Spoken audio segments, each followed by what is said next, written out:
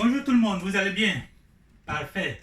Alors, nous allons terminer la soirée avec une résolution d'une équation impliquant une fonction sinusoïdale. OK?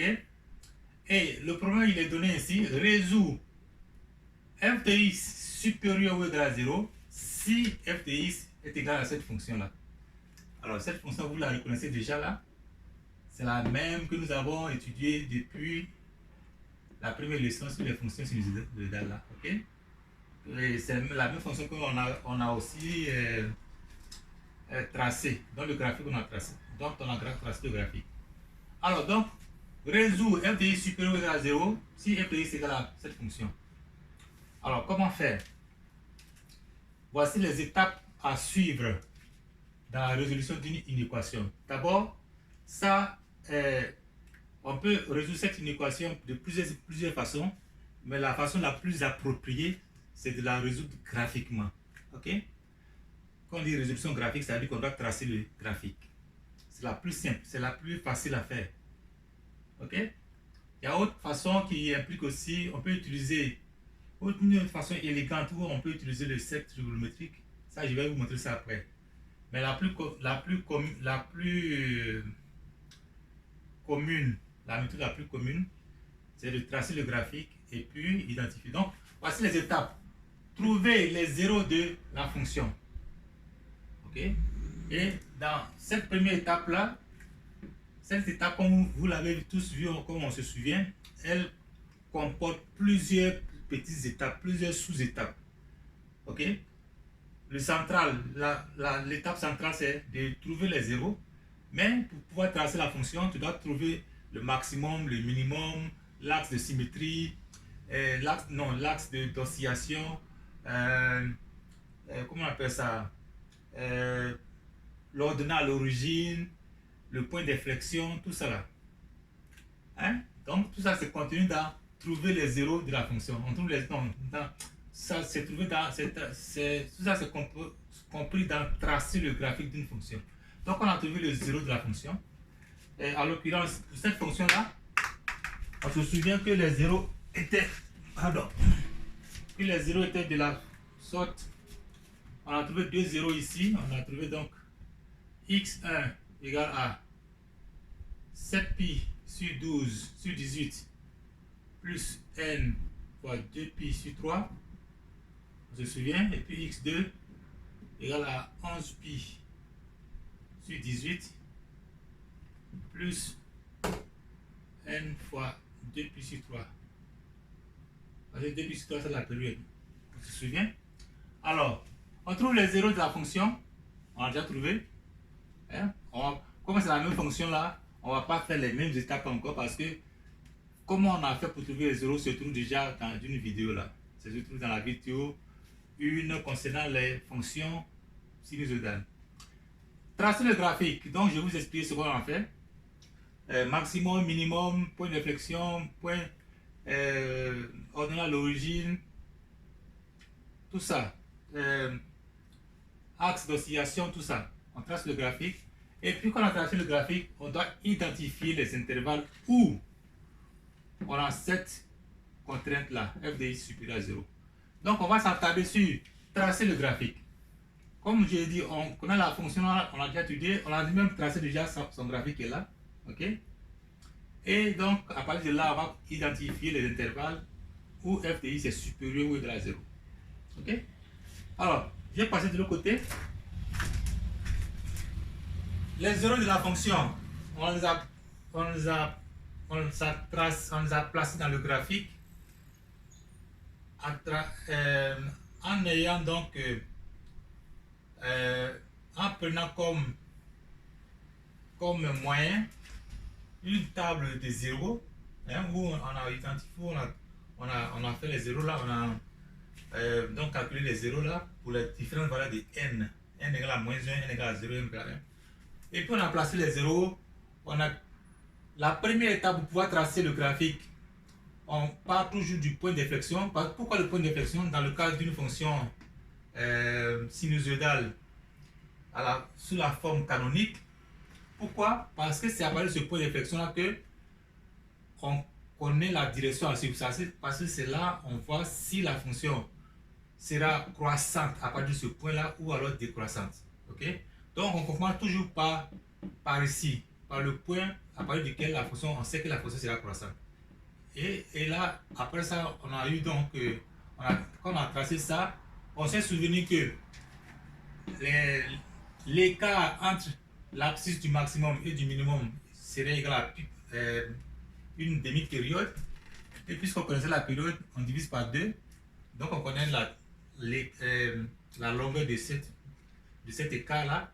Et à partir de là, on place aussi les autres sommets à partir de, en plaçant P sur 2, P sur 2, P sur 2, P sur 2.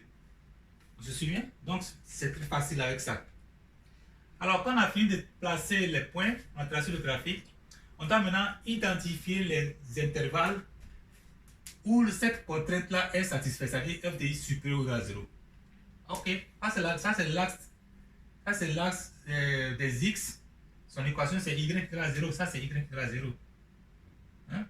Alors, supérieur ou égal à 0, ça veut dire que quand on a supérieur ou égal à 0, cette partie-là égale à 0, ça veut dire que les zéros de la fonction feront partie de la solution.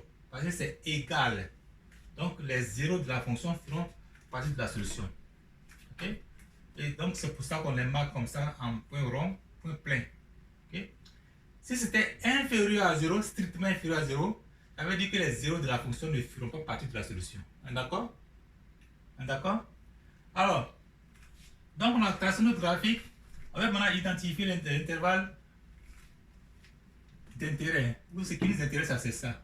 F supérieur. F de i c'est positif ou nul. Ok? Alors, on voit ici. Supérieur à 0, c'est cette partie-là. Supérieur à 0, c'est cette partie-là.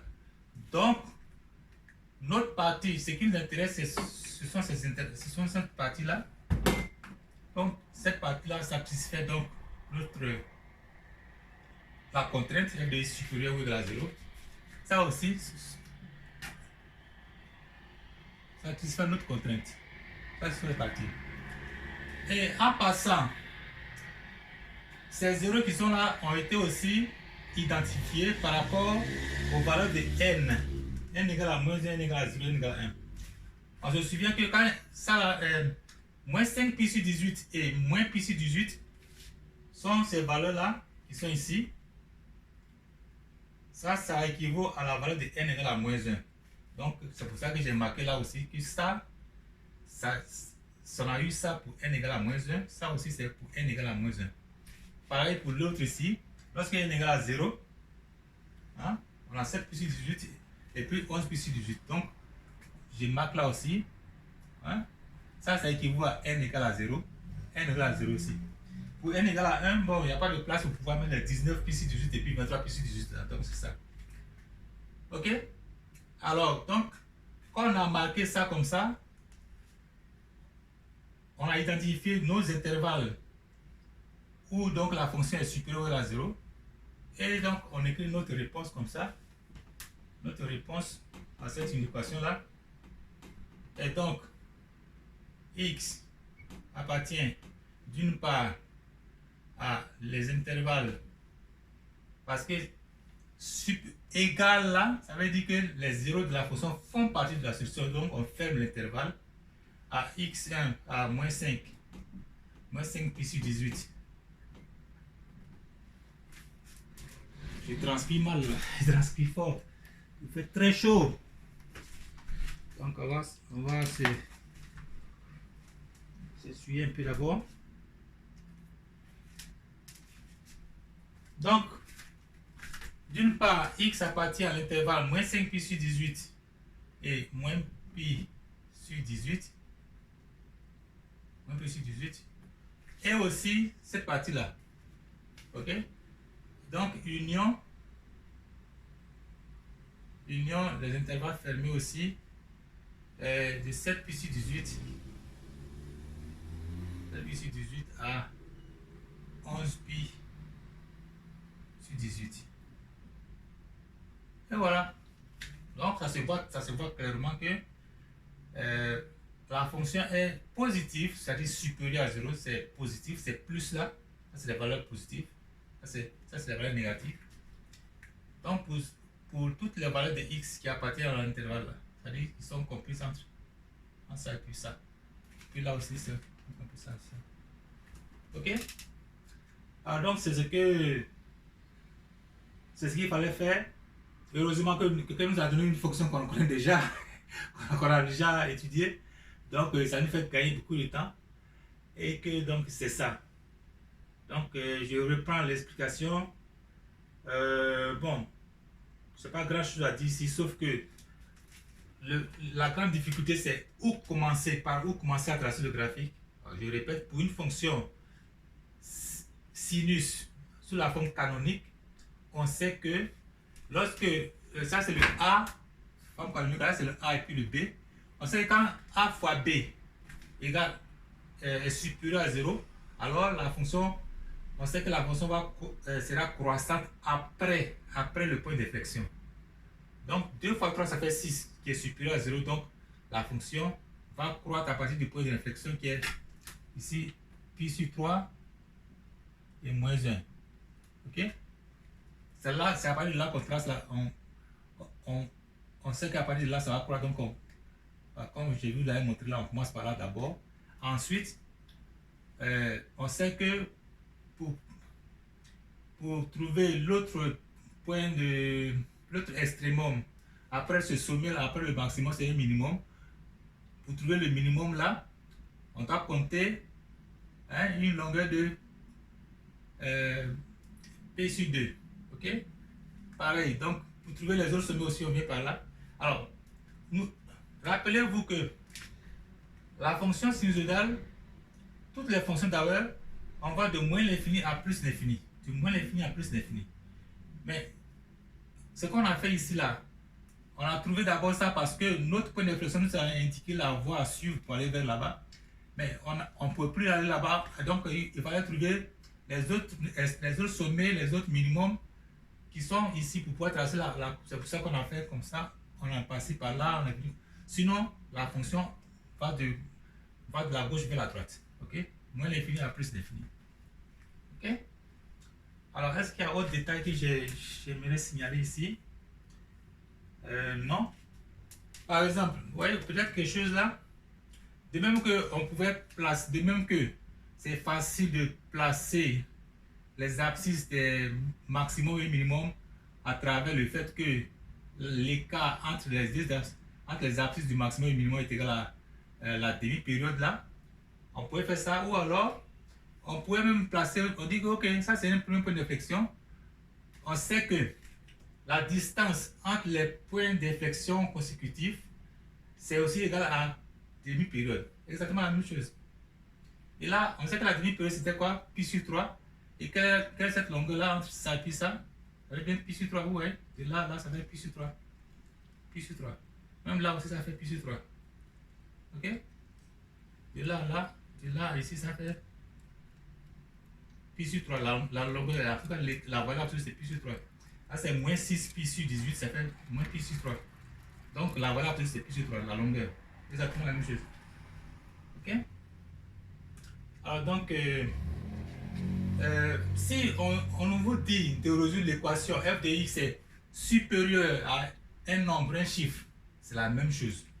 Supérieur ou égal, même si c'est supérieur strictement, même principe, trouver les zéros de la fonction, tracer le graphique de la fonction, tracer le graphique de la fonction et puis tracer la droite.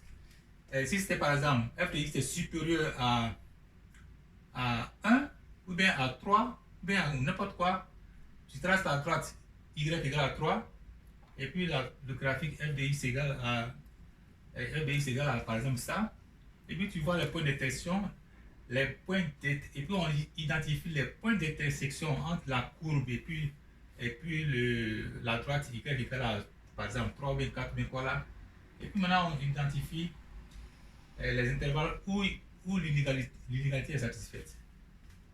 Ok? Alors donc prochainement je vais utiliser le cercle trigonométrique pour résoudre une inéquation.